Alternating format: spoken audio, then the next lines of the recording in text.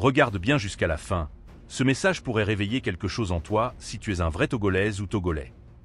Abonne-toi, like, partage et surtout, reste avec nous jusqu'au bout. Les élections municipales sont terminées et avec elles, s'est envolée une fois de plus l'illusion d'un vrai changement. Togo, mon pays. Ce n'était pas une élection. C'était une pluie de sable sur une terre déjà desséchée. Une poussière d'illusion sur un peuple éveillé. On le sait maintenant. Le mirage démocratique est terminé.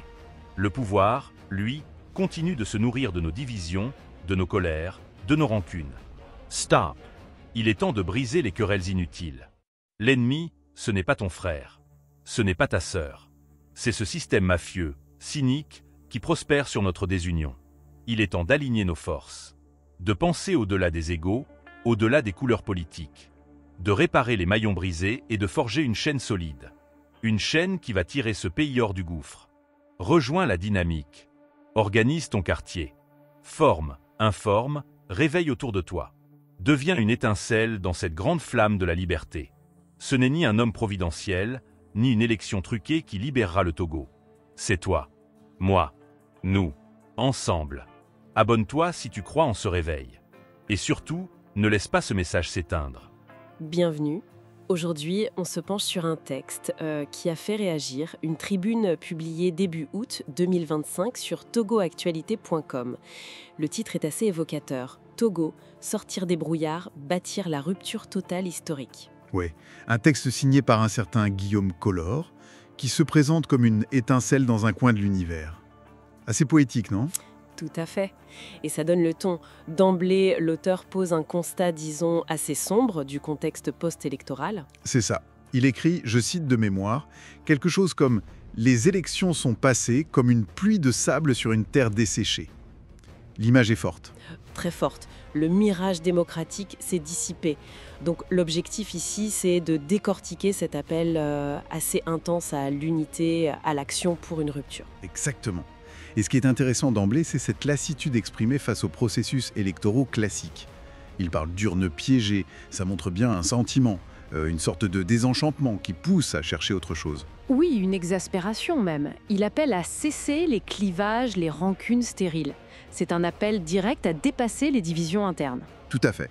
Parce que selon l'auteur, et c'est un point clé, le pouvoir qui nous écrase se nourrit de nos divisions. C'est une analyse assez directe du problème, et il ne mâche pas ses mots sur le système en place, qualifié de mafieux, monarchique, cynique. Oui, le vocabulaire est sans concession. Face à ça, l'appel est clair, sortir des querelles intestines pour regarder ensemble la falaise que nous devons gravir. Et pour gravir cette falaise, justement, il propose ce concept d'alignement. Pas juste un mot, mais 4 alignements précis. Celui des forces conscientes, des stratégies, puis des cœurs, et enfin des actes. C'est intéressant cette progression. Ça va de la prise de conscience à l'action concrète, en passant par l'émotionnel et la stratégie. Exactement. Ça couvre tous les aspects. Et il insiste, la solidarité n'est pas un luxe, c'est une condition de survie. Ce qui frappe aussi, c'est le rejet des solutions qu'on pourrait qualifier de traditionnelles. Oui, absolument.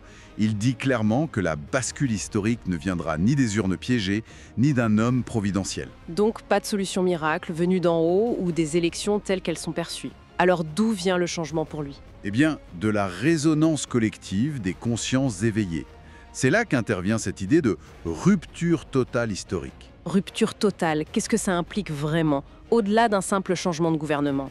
Le mot total suggère une ambition de transformation en profondeur, pas seulement politique, mais peut-être sociétale, structurelle, une vraie refondation. Et ça repose sur l'action collective. Il y a beaucoup d'appels directs dans le texte ? Oui, relevons-nous, tournons le dos aux rancunes, serrons les coudes, organisons nos territoires. Unissons nos feux. C'est un appel à l'engagement. On sent une volonté de mobiliser à la base, de manière organisée. C'est ça. Ce scepticisme envers les urnes et l'homme providentiel, ça replace la responsabilité sur les citoyens eux-mêmes. Le changement ne se délègue pas, il se construit collectivement. Exactement. C'est le message sous-jacent. Et tout ça culmine avec cette image finale, très belle d'ailleurs. Le Togo ne sera libre que si chacun devient une étincelle de cette flamme de la liberté. Une métaphore très puissante. Elle dit que chaque personne compte. Chaque étincelle est nécessaire pour allumer le feu collectif. C'est une belle façon de lier l'individuel et le collectif. Tout à fait. L'action de chacun prend son sens dans l'ensemble. Donc, pour résumer, on a là un plaidoyer vraiment passionné pour l'unité d'action. Transformer une frustration, une colère peut-être, en force de changement. Oui, un changement radical, une rupture. L'image de l'étincelle est... Ça, c'est la base de notre révolution. Et pour arriver à notre fin, on va le faire par nous-mêmes, par les Togolais même, par le peuple même. On n'est pas dans les choses de...